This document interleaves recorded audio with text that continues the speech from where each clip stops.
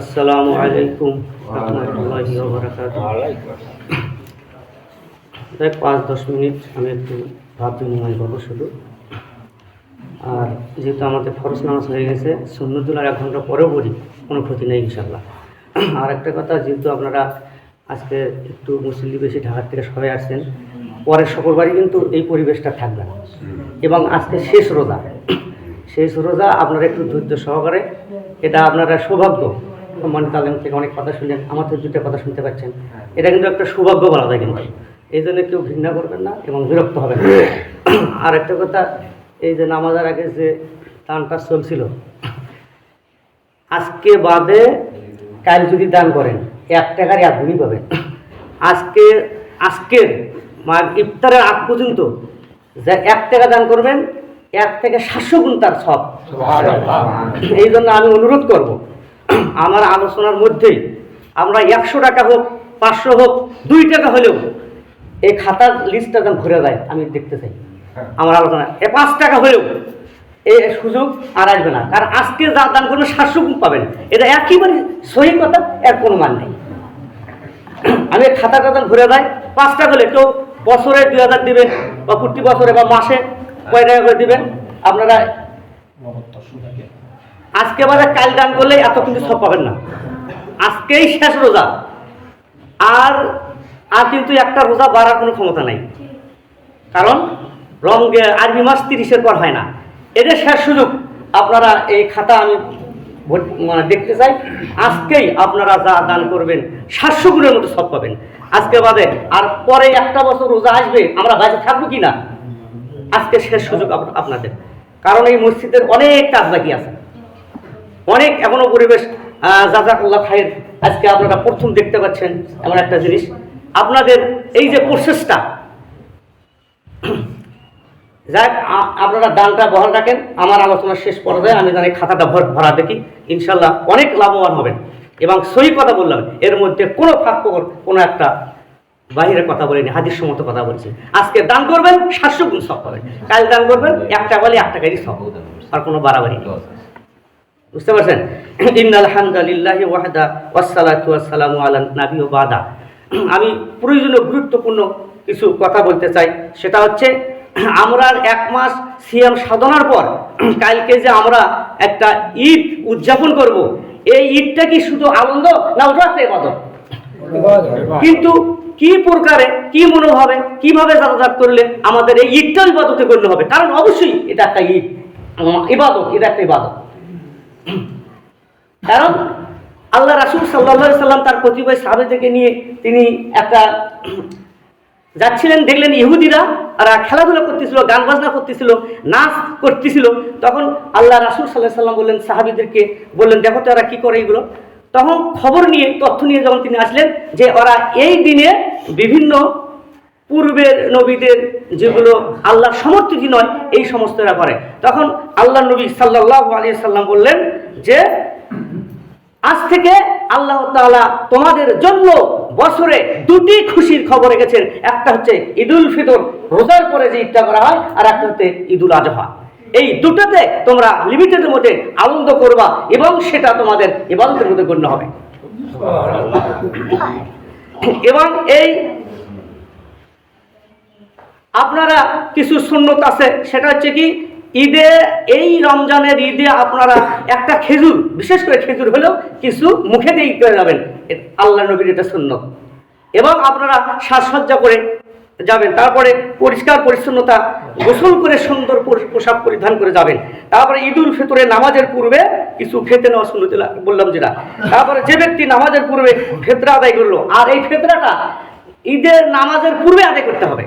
আপনাদের এখানে কি সিস্টেম আমি জানি না।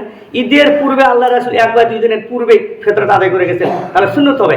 আর যদি ঈদের পরে সে ফিতরা বদল করেন, এটা সাদকায়ে জারিয়া হবে, এটা ফিতরার মতো সব হবে না। নামাজের পূর্বেই এটা বর্ণন করতে হবে। তারপরে দেখেন, তাহলে আমি যে কথাগুলো বললাম, এর ঈদটা হচ্ছে একটা ভ্রাতৃত্ব সম্প্রীতির, এরা সারা বিশ্বে এই যে ঈদগাহের মাঠে যত লোক হয়, আমি শুনলাম এখানে 6টা জামাতের ঈদ এখন আছে। শুনে আমি অত্যন্ত খুশি হলাম যে 6টা মসজিদের জামাত একখানে আছে, এইরকম একটা বিরল ঘটনা। এই যে অনেকগুলো হাজার হাজার লোক এখানে হবে, একটা সম্প্রীতি, সবার দেখা হবে, একটা কোলাকুলি হবে, একটা এই যে খোঁজ খবর না হবে, এই যে সম্প্রীতির মনোভাব এটা। তাহলে আমরা এইভাবে ঈদ, আর এই আল্লাহ রাসূল সাল্লাল্লাহু আলাইহি ওয়াসাল্লাম বলেছেন এই ঈদটা কাদের জন্য ইবাদত, কাদের জন্য আনন্দ, কাদের জন্য আনন্দ করা যায়, যারা কষ্ট করে সাধনা করে একটা মাস রোজা রেখেছে তাদের জন্য এই ঈদ। কিন্তু যারা রোজা করেনি, যারা শয়তানের মতো এই রোজার মধ্যে খাওয়া করেছে, তাদের জন্য এই ঈদের 1% সওয়াব হবে না, তাদের জন্য আনন্দ নয়। অথচ দেখা যায় যারা রোজা করে না, তারা একেবারে সেই ধরনের পোশাক পরে আগে ভাগে মনে হয় যে কোনো স্টেটমেন্ট যাচ্ছে, তারা তাদের জন্য এই সব নয়। তাহলে আপনারা এইভাবে ঈদ যাবেন, ঈদটাও তাহলে ইবাদতের গণ্য হবে। আরেকটা কথা, এই যে আপনারা শাওয়াল মাসে, আজকে চাঁদ উঠবে শাওয়াল মাসের, এই শাওয়াল মাসের 6টা রোজা আপনারা করবেন। আল্লাহ রাসূল সাল্লাল্লাহু আলাইহি সাল্লাম বলেছেন শাওয়াল মাসের 6টা রোজা যারা করবে তারা যেন সারা বছর রোজা রাখলো। সুবহানাল্লাহ। উলামায়ে কেরাম বলেছেন যে 30টা রোজা 10 দিয়ে ভাগ করলে 300, আর 6টা রোজা 10 দিয়ে ভাগ করলে 60, 360। অর্থাৎ এই 6টা রোজা আপনারা কেউ একটানা ভাবেও করতে পারেন, আপনারা দান করেন, দান আশা করেন, একটানাও করতে পারেন, অথবা শাওয়াল মাসে ছেড়ে ছেড়ে করতে পারেন। তবে শাওয়াল মাস পার হয়ে গেলে আর এটা কোনো জ্ঞান নেই। তাহলে আপনারা এই রোজাটা অবশ্যই আপনারা করবেন। আর আমি যাই হোক, এখন আল্লাহর তরফ থেকে না কি মনোভাবে হঠাৎ করে ঠান্ডা ভাইয়ের সাথে কথা হয়ে আমি এখানে ঠিক ছিলাম।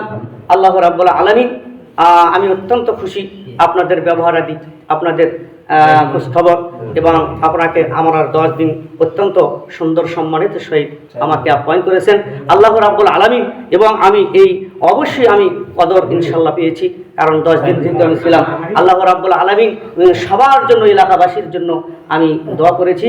এবং আল্লাহ রাব্বুল আলামিন আপনাদের মধ্যে ইমানের উদ্রেক করুক, ইমানের জাগ্রত করুক। যেমনভাবে এই মসজিদকে গড়ার জন্য আপনারা উঠে পড়ে লেগেছেন, দেখেন এই যে ঢাকার যে ছেলেরা এই জিনিসটা না, আল্লাহ রাব্বুল আলামিন তাদের জন্য প্রাণ ভরে দোয়া করবেন। তারা এই জিনিসটা একটা সৌন্দর্য, এতে বসার পর মসজিদে একটা সৌন্দর্য বেড়ে গেছে, এই রকমের স্পিরিট। এই জন্য যদি বাবা আপনারা এই যে মসজিদের পরিবেশ করার জন্য একে ইত্যাদি চড়া দিচ্ছেন, কিন্তু বাবা নিজে যদি নামাজ না পড়েন তাহলে কিন্তু বাবা এগুলো দিয়ে কিছু হবে না। এই জন্য আপনারা বিশেষ করে নামাজ কাজা করবেন না।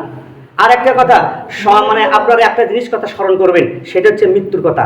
শয়তান এত সূক্ষ্মভাবে এই মৃত্যুর কথা মানুষের মন থেকে সরে দিলে তার দ্বারা যে কোনো পাপ কাজ করে নেওয়া সম্ভব হয়। এই জন্য আপনারা অবশ্যই মৃত্যুর কথা, আল্লাহ রাসূল সাল্লাল্লাহু আলাইহি সাল্লাম যার জন্য জান্নাত অবধারিত হয়ে গেছে, সে দিনে 70 বার করে মৃত্যুর কথা স্মরণ করে। আল্লাহ রাসূল যদি দিনে 70 বার করে মৃত্যুর কথা স্মরণ করে, তাহলে আমাদের কতবার মৃত্যুর কথা স্মরণ করবে? ওই দাম তো আসতেছে না।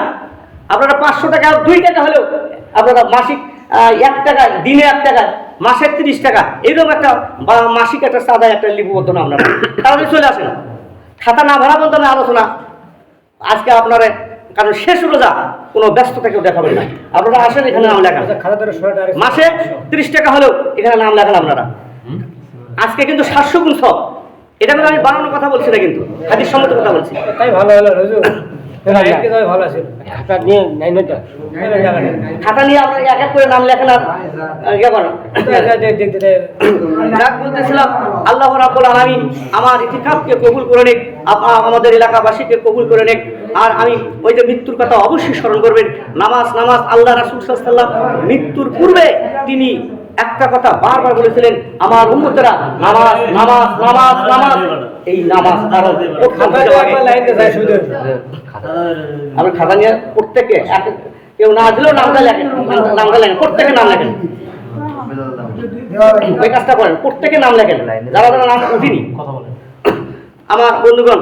তাহলে ওই যে নামাজ আপনারা এখন আজকে এই অডিয়েন্সে, এই মসজিদে যারা আছেন, তারা দিলে হাত দিয়ে দেখেন তো, তারা নামাজ পড়েন না এরকম মুসল্লি আছে কিনা? যারা একেবারেই নামাজ পড়েন না এরকম মুসল্লি আছে কিনা? তারা আজকে আমি বলবো, আমাদের কিন্তু মৃত্যু কিন্তু প্যাকেট করে দেওয়া হয়েছে, কুল্লি নাফসিন যায়কাতুল মউত। আমরা দান করে না, আলোচনা করে শোনেন। কুল্লি নাফসিন যায়কাতুল মউত, মৃত্যু কিন্তু অবধারিত। এখন কিন্তু বাংলার মানুষ কিন্তু 100 বছর কিন্তু পার করে না, আর এক প্রকার কিন্তু মৃত্যুটা কিন্তু নির্দিষ্ট করে দেওয়া আছে। তাহলে যে মৃত্যুর কথা আমাদের জানা নাই, কখন আল্লাহ পাক ফেরেশতা যে আজরাইল ফেরেশতা জান কবজ করে, সেও 1 সেকেন্ড আগে জানে না। যখন যার হায়াত শেষ হয়ে যায়, আল্লাহ রাব্বুল আলামিন তাকে তখন দিয়ে বলে অমুক গ্রামের অমুকের সন্তান তার শেষ, তুমি যাও জানটা কবজ করে নিয়ে আসো। তাহলে এত অনিশ্চিত যে মৃত্যুর কথা আমাদের কোনো জানা নেই, তাহলে কোন সাহসে আমরা এতভাবে বিহারা পথে চলাফেরা করি, নামাজ ছাড়া চলাফেরা করি, রোজা ছাড়া চলাফেরা করি? যারা আজকে এখানে বেনামাজি হিসেবে দুনিয়ার লোক আছে, আমি হাত উঠাতে বলবো না, লজ্জা আমি দিতে চাই না, তারা ওয়াদা করবেন, দিলে হাত দিয়ে হৃদয়ে হাতে ওয়াদা করবেন, আজকে থেকে যতদিন বেঁচে থাকবেন সুস্থ থাকাকালীন আর কোনোদিন নামাজ কাজা করবেন না। ওয়াদা করলেন তো? ওয়াদা করলেন তো? আর রোজা কোনোদিন খরচ রোজা কাজা করবেন না। এটা ফরজ, নামাজ যেমন ফরজ, রোজাও তেমন ফরজ। যারা এইরকম রোজা না করে খানা পিনা করছে, তারা কত ক্ষতির মধ্যে আছেন, তারা জাহান্নাম গিয়েছে যদি তওবা না করে। এখনো করে আল্লাহ আগামী, আজকে এবার তো রোজা শেষ হলো, আগামী বছরে যদি আল্লাহ আসে, অবশ্যই আমি অবহেলা করবো না, আমি রোজা রাখবো।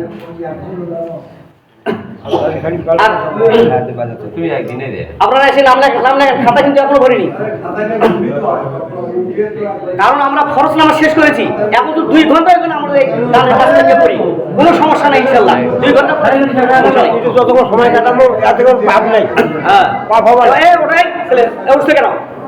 একটা লোকও কেউ বাইরে যাবে না যতক্ষণ পর্যন্ত এখানে কর্তৃপক্ষ সমাপ্ত করেছে, মোনাজাত না করছে, তোমরা কেউ বাইরে যাবেন না, সুযোগ করে যাবেন। আমার বন্ধুগণ, আমি তাহলে আমরা এই যে রোজার রহমত, মাগফিরাত, নাজাত, সর্বশেষ এই কথাটা মনোযোগে শোনেন, সর্বশেষ একটা শব্দ বলতেছি আমি, এই কথাটা সবার জন্য অবধারিত। আলেম হোক, ইমাম হোক, হাজি হোক, গাজী হোক, মুসল্লি হোক, সাধারণ হোক, এই শব্দটা প্রয়োগ করে এই শব্দটা ভেতরে না নিয়ে আমরা কাজ করি, তাহলে কোনো কাজ, মসজিদের সভাপতি হোক, সেক্রেটারি হোক, বাকি হোক,